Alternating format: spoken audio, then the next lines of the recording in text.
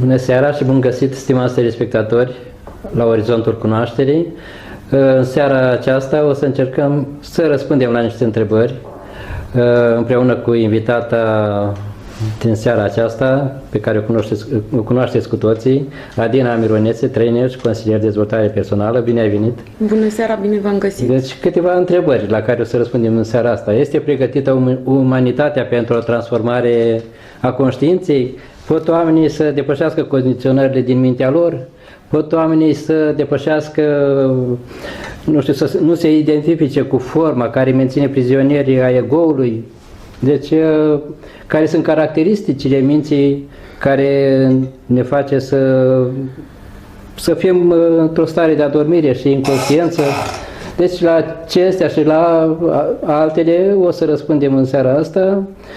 Deci, mulți oameni vorbesc despre transformarea conștiinței și de-a lungul timpului au fost mulți învățători, mulți maestri care au vorbit despre aceste lucruri și chiar au avut discipoli, dar o parte din învățăturile lor au fost înțelese greșit, o parte au fost denaturate și puțini oameni au ajuns la trezire, la iluminare. Dar astăzi, oare umanitatea este mai pregătită ca atunci? Credem că da, nu? Și eu cred la fel. Pentru că tot mai mulți oameni constatăm că încep să vorbească despre asemenea lucruri, sunt interesați și încep să fie pregătiți pentru transformarea conștiinței. Deci, o să vorbim despre anumite lucruri care poate ne opresc din transformarea noastră interioară, ar fi frumos dacă am vorbit despre cum apare ego-ul, nu? Pentru că este important să cunoaștem ca să nu cădem pradă influenței lui și să nu ne identificăm cu totul. Pentru că identificarea cu tot felul de chestii ne face să fim supuși ego-ului. Sigur. Mai întâi, cred, înainte de a vorbi despre transformarea conștiinței, cred că mai bine ar fi să o definim, ca să știm exact... Sunt multe definiții. Sunt multe definiții, dar și aș vrea una dintre ele. Să știm exact la ce ne referim. M-am documentat, bineînțeles, adică am vrut să văd câte definiții sunt și pe unde le-am găsit. Și cel puțin în dicționar, conștiința este definită ca și sentiment, intuiție pe care ființa umană o are despre propria existență, cunoaștere intuitivă sau reflexivă pe care o are fiecare despre propria existență, despre lucrurile din jurul său. Deci asta este una dintre definiții. Mai există definiția tot despre conștiință, faptul de a-și da seama, înțelegere asupra ceva, a fi conștient de ceva, gândire sau spirit, iarăși tot o definiție, o altă definiție, sentiment al responsabilității morale, o să vorbim și despre asta pentru că e foarte important, față de propria conduită. Deci conștiință de sine, conștiință proces de conștiință, folosim sintagme de genul, mai avem mustrare de conștiință, după cum știți, sau a fi cu conștiința împăcată. De asemenea, am mai găsit libertate de conștiință, care înseamnă dreptul recunoscut al cetățenilor de a avea orice concepție religioasă sau filozofică. Și dicționarul și la care englez, te oprești până la urmă? Deci care ar fi definiția despre care vorbim noi? Să mai zic două, pentru că sunt foarte importante. Dicționarul englez de la Oxford zice că conștiința este o cunoaștere interioară sau convingere pe care o are cineva despre ignoranța, vina și lipsurile sale. Pentru că a fi conștient de părțile tale pozitive e necesar să fii conștient și de părțile tale mai puțin plăcute. De asemenea, starea de a fi conștient ca și condiție, existând concomitent cu sentimentul cu gândurile și sentimentul de voință. Deci, practic, conștiința este totalitatea impresiilor, gândurilor și sentimentelor ce alcătuiesc existența conștientă a unei persoane. Deci ai spus o mulțime de definiții. Am spus acum. o mulțime de definiții pentru că mă voi referi exact la aceasta care e ultima. Deci totalitatea impresiilor, a gândurilor și a sentimentelor ce alcătuiesc existența conștientă a unei persoane. Deci cât de conștient el este o persoană de gândurile sale, de sentimentele sale, de impresiile și de realitatea înconjurătoare, pentru că e foarte important și acest lucru. Este important ca oamenii să știe că deocamdată știința nu a lămurit faptul cum apare exact sentimentul de a fi conștient, senzația de a fi conștient, deci nu a lămurit acest lucru. Se presupune, dar nu este total acceptat, că acest sentiment al euului și al realității apare undeva în cortex și talamus. Nu cred că e chiar foarte important, cel puțin pentru noi, la etapa pentru care vorbim, unde apare. Cert e că există o mulțime de întrebări care au rămas fără răspuns de la știință, și anume care sunt mecanismele cu rol, care sunt mecanismele implicate în anestezia generală, adică atunci când se suprimă sentimentul de a fi conștient, starea de a fi conștient, și pentru că anestezia presupune dereglarea unității funcționale a conștiinței. Deci, practic, astfel se pot face operații și alte lucruri fără durere, pentru că în momentul ăla dispare și durerea. Nu este nici la această întrebare cu ce se întâmplă în anestezia generală, nu există un răspuns exact, deoarece ce încurcă să existe un răspuns, încurcă faptul că există acea senzație de decorporalizare. Încurcă. Adică ar fi un răspuns mai simplu dacă n-ar exista acel sentiment, acea stare de decorporalizare. Chestia asta bulversează decorporalizarea, faptul că oamenii în timpul operațiilor văd efectiv de sus, din afara corpului, ceea ce se întâmplă. Treaba asta pune piedici științei să explice exact care sunt mecanismele. Ei, acum este o explicație dată tot de spiritualitate, că eu evit. Este atunci când se face anestezie, corpul emoțiilor și a durerii, a simțurilor este scos în afară. Deci iese în afară, nu mai simți, este anesteziat și iese în afara corpului fizic. Eu evit să vorbesc despre lucrurile care nu s-au demonstrat. Din motivul ăsta n-am vorbit normal că recunosc. Dar s-au demonstrat din cauza că sunt oameni care se văd mă refer că nu s-au demonstrat mecanismele. Mecanisme. La asta mă refer. Că asta într-adevăr li s-a întâmplat moartea clinică, adică moartea clinică, ieșirea din corp. Decorporalizarea s-a întâmplat la foarte multe persoane. Da, într-adevăr, asta e ceva care sunt și prea multe cazuri ca să nu se vorbească despre. Și chiar și nu mai spun de moarte clinică. Sigur că da. O altă întrebare la care știința deocamdată n-a căpătat răspuns: cum se formează sentimentul de eu, ego-ul? Despre asta și despre asta vom vorbi. Da. O altă întrebare la care nu s-a răspuns: ce determină existența voinței?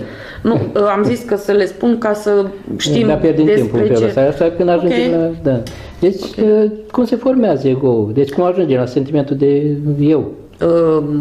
Am putea face o emisiune doar despre asta, dar ca să o luăm așa foarte mai pe scurt, așa, în copilărie se capătă acest sentiment de eu, de individualitate. În copilărie se formează. Cam și mai târziu, ce vârstă începe să apară sentimentul? Până în 5 ani, din câte știu. Da, după 2 ani, cam 2 ani jumătate, cam așa. Da, pentru că la început copilul spune, Ionel vrea cu tare, nu spune eu vreau. Deci el își spune numele care le auzi. Și asta e tot un sentiment al identificarea cu numele apare când... Da, și mai târziu noi adăugăm la această individualitate, la acest eu, îi adăugăm o mulțime de lucruri cu care ne identificăm. Eu le-aș spune, să-i spun povestea personală. Deci, povestea personală, adică experiențele pe care le trăim și toate astea considerăm că ne definesc. Că sunt a noastră. Considerăm că ne definesc și, practic, cel mai periculos lucru este că oamenii care cât de cât nu se mai identifică cu anumite lucruri rămân să se identifice cu această poveste personală. Adică se identifică cu titlul, cu situația socială, știu eu, alte lucruri de genul ăsta. Acum asta e mai de înțeles, dar să te identifici cu obiectele, să te identifici cu posesiunile care le ai, să te identifici, deci care îți creează sentimentul ăsta de eu. Da, asta, pentru că fără ele nu te simți împlinit. Asta nu? fac oamenii, în primul rând pentru că fără ele nu se simt împliniți și plus de asta din totdeauna a existat comparația socială și din comparația asta socială s-a constatat că cei mai înstăriți erau mai validați și atunci mai faimoși, mai știu eu cum, și omul cum întotdeauna a suferit de sentimentul de validare, de lipsa validării și a apreciat validarea atunci când i-a venit de undeva. De aici a plecat identificarea și acumularea de bunuri și toate lucrurile astea. Deci eu, al meu, al mie, toate astea creează sentimentul de ego și un copil, cum ai spus tu, de exemplu, dacă iei jucăria care spune că e a mea, jucăria mea, dacă eu iei, el suferă, nu din cauza că poate el s-ar fi plictisit de jucăria respectivă, dar fiindcă el o consideră că este a lui, posesiunea atunci când o pierde sau se strică sau ceva, suferă. Deci așa suferă toți oamenii care se identifică chiar cu lucrurile. Da, apropo de asta, o poveste, știu eu, reprezentativă, chiar aseară am întâlnit-o fără să o caut, pur și simplu mi-a ieșit în față. Nu am reținut tot numele, dar știu că se numește Mulini, persoana respectivă. A renunțat la tot ce avea, nu știu detaliile pentru că nu le-am găsit pe toate, nu am citit toată povestea, cum s-ar spune, știu doar că a venit în emisiune la Matei Georgescu și era la el, lângă scaunul pe care stătea la emisiune, lângă fotoliu, avea un rucsac foarte mic și un scăunel. Dar scăunelul era practic o scândurică și purta aceste două lucruri cu el. Și spunea că a locuit într-o mănăstire unde a venit cu ce era pe el, a stat foarte mult timp acolo, a reflectat asupra vieții foarte mult și a trăit în singurătate și când a plecat de la mănăstire avea un laptop, câțiva bani și a luat doar rucsacul respectiv. Și la un moment dat, când a plecat, nu știu unde s-a dus cu acel rucsăcel, i s-a furat. Și spunea că mi-am dat seama, credeam că astea sunt lucrurile minime de care ai nevoie.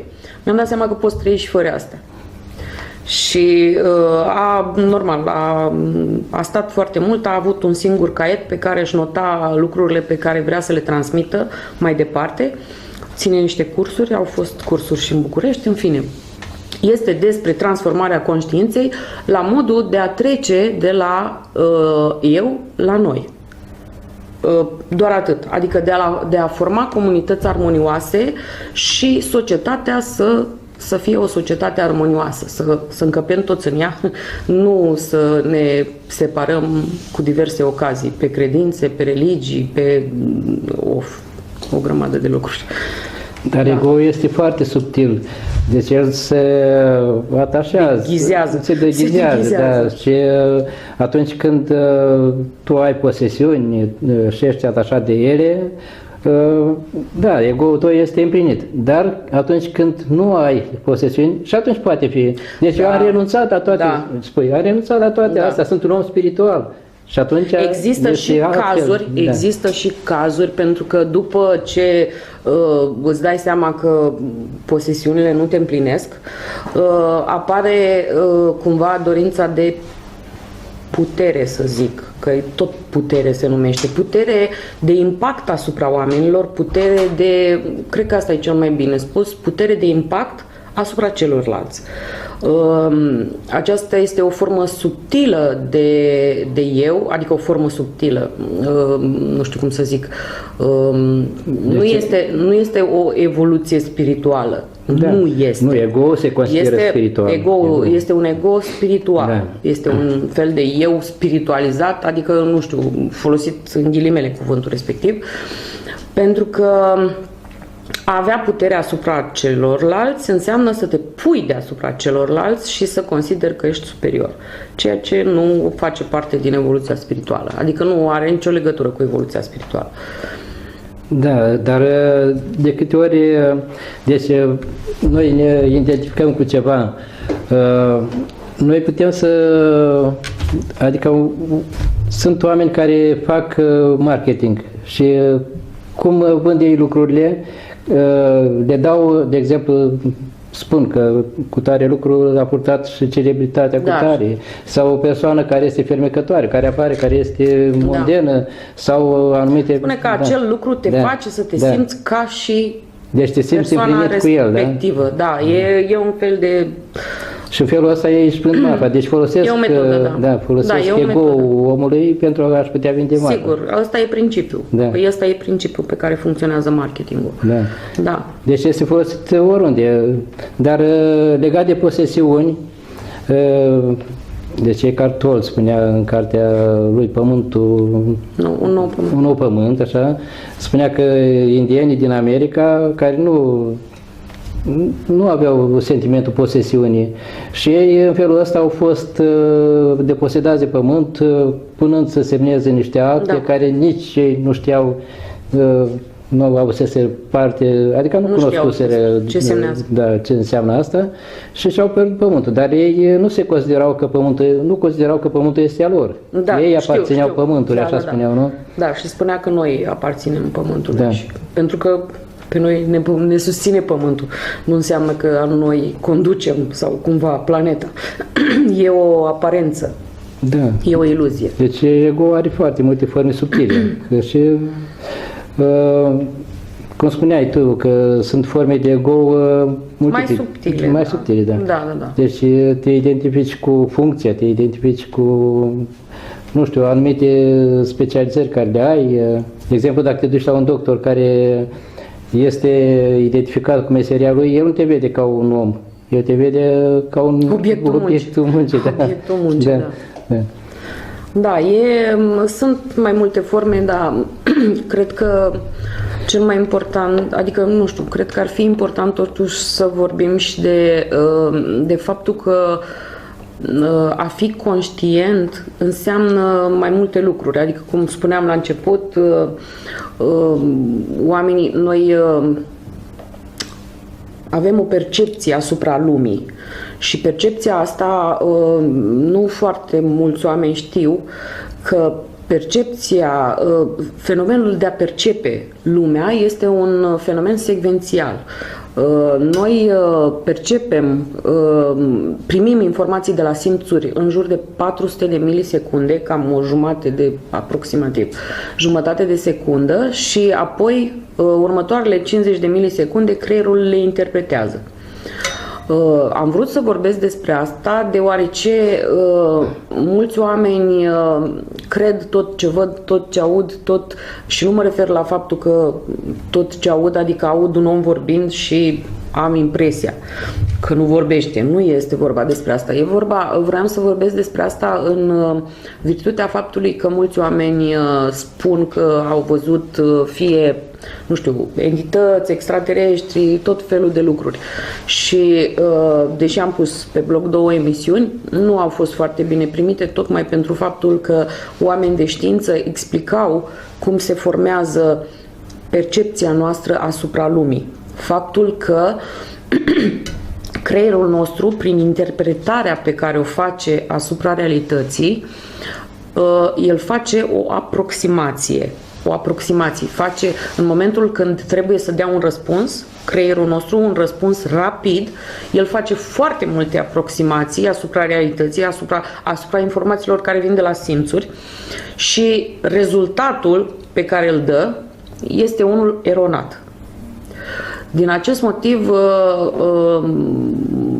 pentru că oamenii nu știu cum funcționează creierul și faptul că el asigură felul în care funcționează, ne asigură supraviețuirea, deci practic din cauza asta se grăbește să dea acel rezultat asupra informațiilor care vin de la simțuri. Mulți oameni sunt tentați să creadă orice, să interpreteze orice foșnet, orice, nu știu, să interpreteze ca fiecare...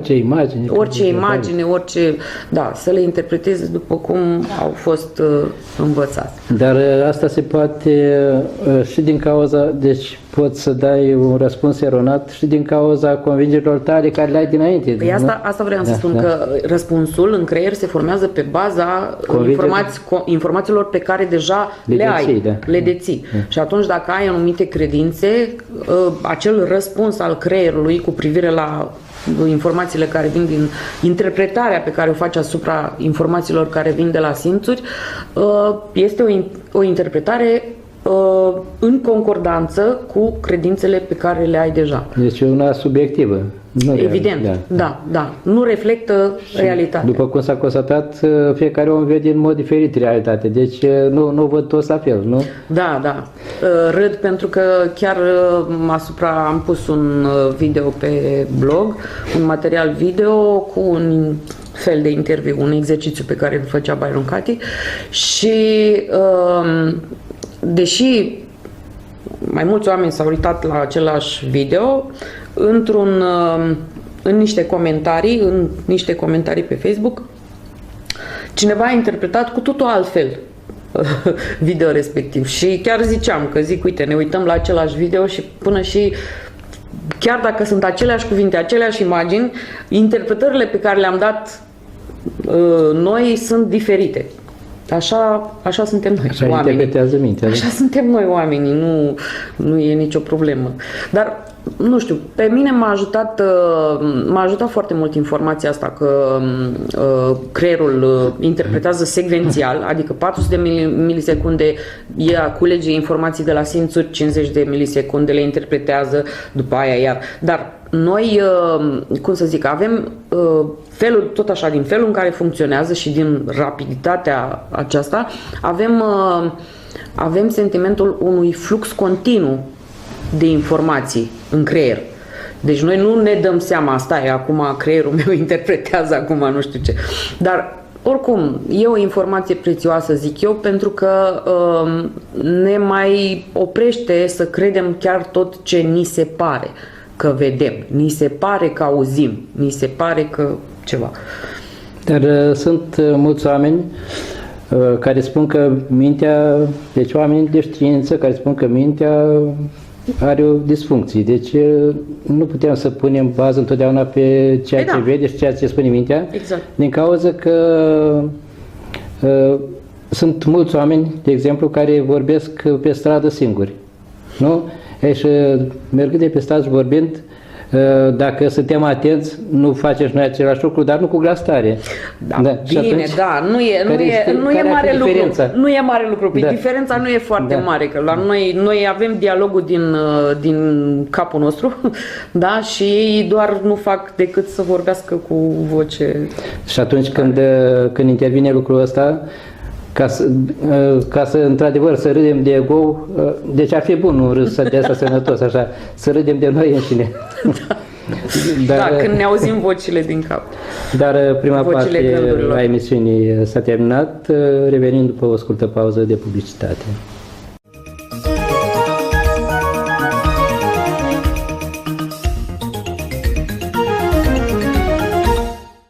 Am revenit în partea a doua a emisiunii și o să continuăm cu ce înseamnă să fii conștient.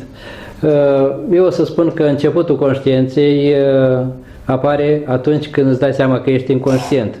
Adina vrea să vorbească acum despre a fi conștient, că este opusul stării de inconștiență. Este opusul funcționării pe pilot automat. Da. Adică ce înseamnă funcționare inconștient. Pe baza tiparelor care există în subconștient, formate pentru supraviețuire. Deci, practic, mi-aduc aminte când am făcut noi doi o emisiune despre comunicarea conștientă, cineva a comentat pe blog sau nu mai țin minte dacă pe Facebook sau unde, că am jignit pe toată lumea cu comunicarea conștientă, că oricum toți oamenii comunică conștient. Ce vreau să subliniez încă de pe acum este faptul că există mai multe grade de conștiință, de a fi conștient, și vom vorbi în continuare despre asta,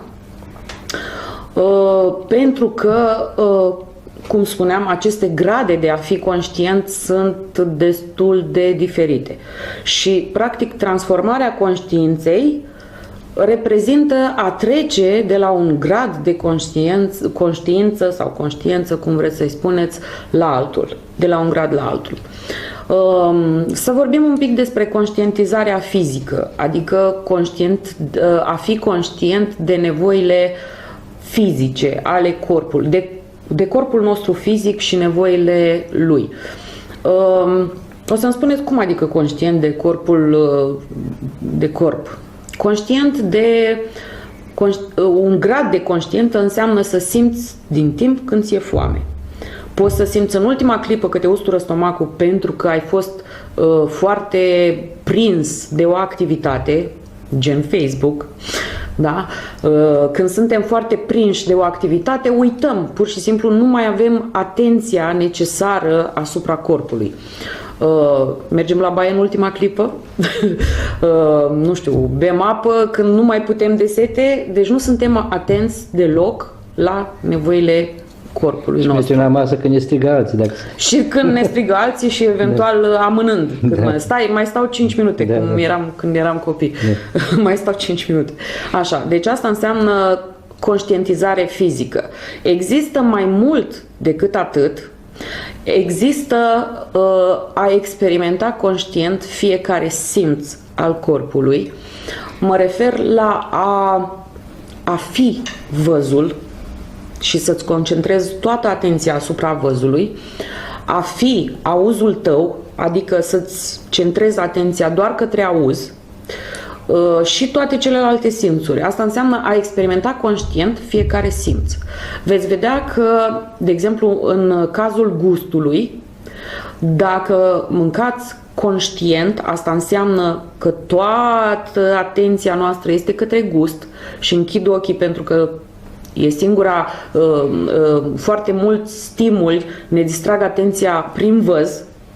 Adică nu putem majoritatea oamenilor nu pot să se concentreze dacă stau cu ochii deschiși și atunci, ca să experimenteze la maxim gustul, închid ochii, respir adânc și o să vedeți ce gust are mâncarea, o să vedeți ce înseamnă să simți cu adevărat toate senzațiile care se întâmplă când mestecăm, când înghițim, ce simțim când ajunge mâncarea în stomac. Asta înseamnă să mănânci conștient. În cazul, dacă mănânci conștient, este foarte posibil să-ți reglezi tranzitul intestinal, să reușești să slăbești, pentru că nu vei mai mânca în momentul când ești cu gândul numai la mâncare. Și când mănânci conștient, este imposibil să mănânci peste limita pe care ți-o cere corpul. De aici au plecat cărțile lui Liz Bourbeau, care vorbește despre ascultă-ți corpul. Ea așa a reușit să slăbească, nu i-a reușit nicio dietă și cred că, și nu numai ea, și cineva de la 6TV a slăbit prin această metodă și acum predă cursuri de mâncat conștient. Deci e o treabă foarte specială. Noi nu suntem conștienți când mâncăm, nu suntem conștienți când bem apă, nu suntem în general conștienți. Adică, cum v-am spus, există grade și grade de a fi conștient. Ăsta care vi l-am spus cu mâncatul conștient e un fel de, cel puțin în domeniul gustului, cel mai mare grad de a fi conștient. Când îți focalizezi toată atenția asupra mâncatului. Bine, aș putea da mai multe exemple, dar aș vrea să vorbim și despre celelalte, despre conștientizarea emoțională. A fi conștient de emoțiile noastre e o treabă foarte delicată. Și spun delicată pentru că nu am avut parte la școală și acum nu există cumva, nu știu dacă cineva la dirigenție face așa ceva, inteligență emoțională. Să știe un copil sau un elev sau un adolescent să știe să-și denumească emoțiile. Pentru că omul nu simte doar furie și bucurie. Nu simte doar tristețe și bucurie. Sunt foarte, foarte multe emoții pe care oamenii nici măcar nu știu să le denumească. De asemenea, un grad mai mare de conștientizare este a accepta că putem avea emoții contradictorii simultan. Putem avea emoții contradictorii simultan. Oamenii nu, poate din cauza că suntem tot atât de împrăștiați cu atenția, nici măcar nu conștientizăm că e posibil ca la un moment dat să simțim și tristețe, dar și bucurie. Dau un exemplu. Putem simți tristețe că, nu știu, e o zi ploioasă, poate suntem mai nostalgici, poate ne-am adus aminte de o experiență neplăcută, dar în același timp putem să fim bucuroși că suntem în viață. De ce? Pentru că alții n-au norocul ăsta, nu mai sunt în viață. Deci există emoții contradictorii. Poate e un exemplu prea simplu, n-am vrut să dau unul complicat, dar există emoții contradictorii și oamenii nu sunt conștienți de chestia asta. Și tot în conștientizarea emoțională intră faptul că trebuie să ne vindecăm rănile emoționale pe care le avem din copilărie, din adolescență, știu eu, poate din trecut în general. A fi conștient că aceste lucruri trebuie rezolvate este ca și cum ai fi conștient că trebuie să te vindeci de o boală. La noi, în cultura noastră, nu există moda, ca să zic așa, să te duci la un consilier, la un psiholog. Nu există să te duci când observi că te simți rău așa săptămâni și săptămâni la rând. În schimb, dacă te doare ceva, oamenii sunt obișnuiți să se ducă la medic. Nu? Dar dacă ar fi atât de conștienți de importanța vieții psihice și emoționale, atunci, așa cum merg la medic în cazul când ne doare un organ, în același fel ne-am duce la un consilier, la un psiholog în momentul când suntem în neregulă cu viața noastră emoțională. Păi lipsește educația, nu a fost educația. Lipsește educația, dar tocmai asta spuneam, dacă suntem la transformarea conștiinței, să devenim mai conștienți de emoțiile noastre, de faptul că trebuie să ne vindecăm rănile trecutului și că putem trăi în pace și în normalitate și deschiși emoțional. Spun, este mai greu să fii atent la gândurile tale, dar la emoții poți să le simți mai ușor. Și dacă ești deschis emoțional. În mintea omului trec foarte multe gânduri de care nu sunt conștienți, dar atunci când ești atent la emoții, poți să-ți dai seama și de gânduri. Pentru că de la emoții îți dai seama.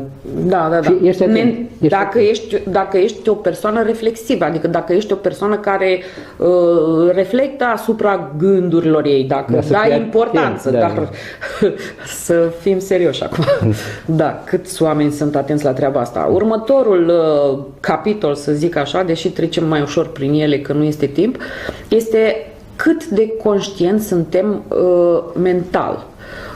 O să spuneți, păi ne trezim dimineață și deja suntem conștienți de toate lucrurile din jurul nostru. Nu despre asta este vorba, sau mai bine zis, nu doar despre asta este vorba. Cum spuneam în prima parte a emisiunii, a fi conștienți de mintea noastră, un grad mai înalt de a fi conștienți este de a înțelege cum funcționează ea. Până și ce v-am spus în prima parte a emisiunii, în faptul că nu tot ce interpretează mintea este și adevărat, acesta este un grad destul de mare de a fi conștient de mintea ta. Adică nu tot ce vezi este așa cum interpretează mintea.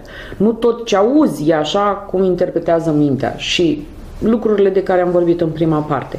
Deci asta înseamnă să fim conștienți mental. De asemenea, să fim conștienți că, acum mergând mai adânc, interpretările pe care le face mintea noastră asupra evenimentelor reale, nu știu, interacțiuni umane sau ceva de genul, sunt cu totul și cu totul, cum să zic, virusate de credințele noastre. De exemplu, în acel video de care spuneam în prima parte a emisiunii, o persoană, da, era o fiică care era supărată că mama ei nu o ascultă și a început interviul în felul următor: mama mea mă manipulează, mama mea mă controlează, citez. Și Byron Katie a întrebat-o ce înseamnă mai exact, dăm exemplu cel mai rău cu putință, cum te manipulează, cum te controlează. Și a spus, păi când vorbim, eu îi spun ceva, iar ea nu mă înțelege, adică cum? Adică repetă ce am spus, ce crede ea că am spus. Repetă ce crede ea că am spus.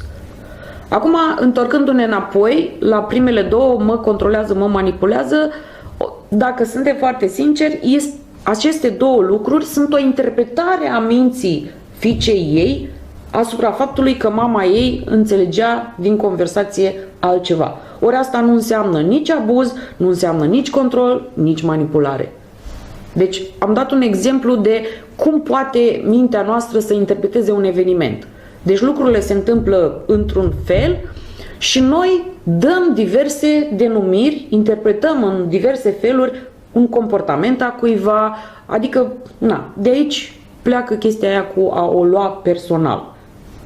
Când de fapt noi vorbim una, înțelegem cu totul altceva, ne comportăm într-un fel, celălalt interpretează cu totul altceva, o privire, un gest, nu mai zic de critică și de alte lucruri. Sunt foarte multe tipuri de interpretări. În fine, aș vorbi foarte mult despre a fi conștient mental, dar nu este foarte mult timp. Și o să trecem la conștientizarea spirituală. Conștientizarea spirituală, a fi conștient din punct de vedere spiritual, înseamnă a fi conștient că ești un eu. În primul rând, asta e un grad foarte scăzut de a fi conștient, a fi egoist, individualist. Deja în momentul când îți dai seama că mai sunt și ceilalți, un grup restrâns, faci parte dintr-un grup, nu știu, familie, deja când ești conștient de poporul tău, deja e mult, da, e un grad mai mare de conștientizare, dar a fi conștient că faci parte din umanitate este unul dintre gradele mai mari de a fi conștient. De asemenea, a înțelege că toți oamenii au dreptul la o opinie, indiferent dacă este o opinie diferită de a ta, este iarăși un grad de a fi, un grad de conștientizare în capitolul spiritual foarte important. De asemenea, a fi conștient că avem o natură efemeră, adică la un moment dat, mai pe românește, vom muri, este de asemenea un grad mai înalt de a fi conștient din punct de vedere spiritual. Sunt foarte multe lucruri care se fac parte din această conștiință spirituală. A fi conștient că conștiința pură este dincolo de minte, este deja dincolo de ego, ceea ce am vorbit mai la început. Dar tu numești grade de conștiință. Da, dar nu știu, astea sunt grade ale deci, ultimul care îl spui este într-adevăr conștiința despre care vorbim noi. Cu toți. Celelalte sunt grade ale ego-ului, așa zic. Sau ego pe care de transformare, nu? Mi s-a părut lucrurile astea pe care le-am spus sunt din câteva teorii, pentru că foarte mulți psihologi din psihologia transpersonală au încercat să facă o clasificare a acestor grade de conștiință. Așa se numesc, eu zic că în teoriile alea. Eu așa zic că este inconștiență și conștiință. Dar nu putem să băgăm tot ce e mai puțin conștient, nu putem băga totul în inconștiență. Deci putem să spunem așa că suntem pe cale de a ne trezi atunci când avem străfulgerări de conștiință, devenim conștienți pentru scurt timp, în rest devenim din nou inconștienți. După aceea, pe măsură ce exersăm atenția, devenim din ce în ce mai conștienți, nu? Da, e un fel de a spune, doar că teoriile astea dau posibilitatea de a delimita mai exact până aici e o etapă, până aici e o etapă, de acolo încolo e o altă etapă. Din cauza asta am rezonat foarte mult cu aceste teorii din psihologia transpersonală, pentru că exista clar o delimitare a etapelor respective și măcar știam, asta făceam în seminarul pe care l-am susținut până în vară, în evoluția conștientă pas cu pas, asta făceam, delimitam aceste etape și oamenii se regăseau în fiecare în etapa în care era de evoluție. Și atunci știa exact, mai am atâta, până la conștiința, la să zicem, iluminare sau realizarea sinelui sau nu știu ce. Fiecare unde dorea să ajungă. Acum fiecare în munca lui pune diferite etape ca să-și facă munca, nu? Adică mi-a dat posibilitatea să mă clarific și să dau mai departe aceste lucruri mai clar. Dar poți să devii conștient dintr-o dată, nu? Deci, fără să treci prin toate etapele, în urma unei probleme mai serioase, nu? Da, dar nu e adică în urma unei probleme foarte serioase, nu știu, accident, sau moartea cuiva. Sau o boală foarte gravă, poți să devii conștient, dar nu-ți realizezi sinele din prima. Adică încă n-am întâlnit pe nimeni care să sară direct la ultima etapă. Ultima etapă, nu știu care este ultima etapă. Realizarea sinelui, iluminarea, să spunem, adică depășirea egoului, totală a egoului și Da, dar am vorbit în pauză. Poate vrei să vorbești un pic dacă suferința are un rol în acest lucru. Deci ca să grăbească apariția stării de trezire. Are un foarte mare rol, pentru că adică majoritatea oamenilor care au devenit mai conștienți, au făcut un salt mai mare în aceste grade de conștiință, majoritatea au trăit mari traume. În momentul în care faci lucrurile conștient, trebuie să compensezi cumva cu o flexibilitate a minții. Faptul că adică să nu aștepți să trăiești o traumă ca să-ți dai seama că ești efemer. Oamenii spun tot timpul, păi cum, dar eu sunt conștient. Dacă am fi conștienți în fiecare clipă de unicitatea clipei și de faptul că inima mea bate fără ca eu să o fac să bată, noi ne-am îndrăgostit de viață. Pur și simplu ne-am îndrăgostit și posibil să cădem într-un extaz mistic. Deci asta înseamnă a fi conștient 100% de efemeritate și de faptul că clipa este unică. Ori noi nu suntem și atunci începem să ne plângem, ce urâtă e viața, dar dacă am murit mâine? Lucrurile, deci contează perspectiva din care privești lucrurile, contează foarte mult perspectiva. Și aici sunt două poziții care pot fi luate de oameni. Deci unul poate să intre în depresie din cauza că se gândește numai că moare și altul să-și trăiască ce a mai rămas din viață. Da, a intra în depresie nu este o soluție dacă ești flexibil și conștient mental.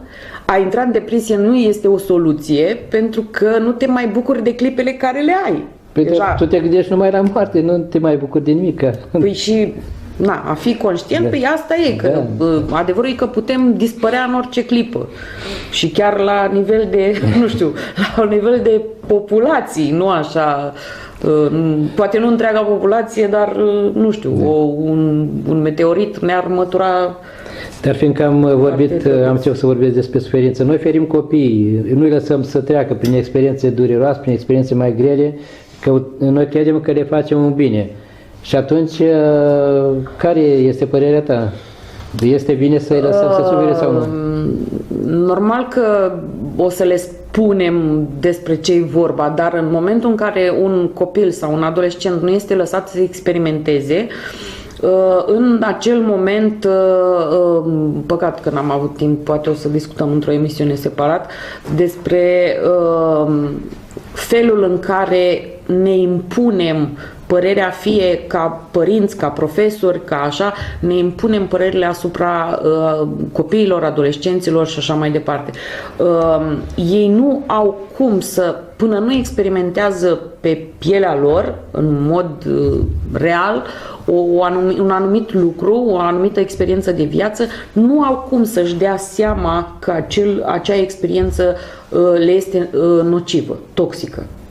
Da. Deci dacă un copil, nu știu, vrea să, nu știu, să experimenteze alcoolismul sau, bine, nu că vrea conștient, e un fel de a spune.